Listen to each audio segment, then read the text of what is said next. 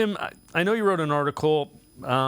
Take me through what you thought of the selection of Dorian Thompson-Robinson at quarterback by Andrew Berry. I thought it was a smart move.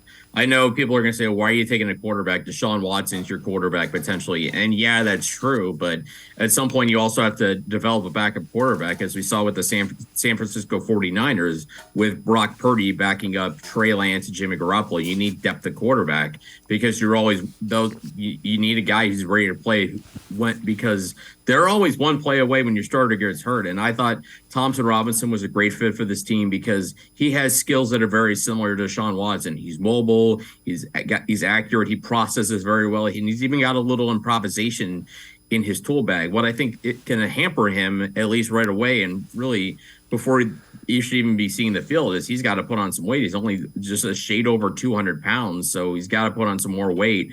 But I think, there's a lot of interesting tools to work with. He's a guy who I think, has a chance to be a good backup quarterback, maybe fill in as a spot starter at some point.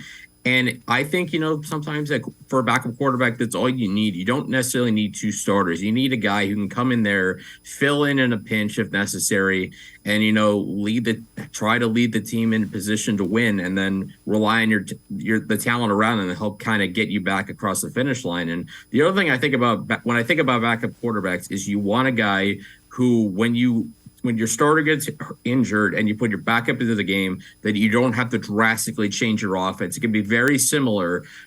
It could be when you have quarterbacks who have very similar skill sets, you don't have to change too much in the offense. And I think that's beneficial to the guys playing around the quarterback, because we saw, particularly last season, how different the offense was scheme-wise from what they were doing with Jacoby Brissett to what they did with Deshaun Watson in the final 6 games. So if you can bridge that gap enough to where it's very similar. I mean, obviously you're going down in, talent level, but you can still keep the same type of scheme situation going on there.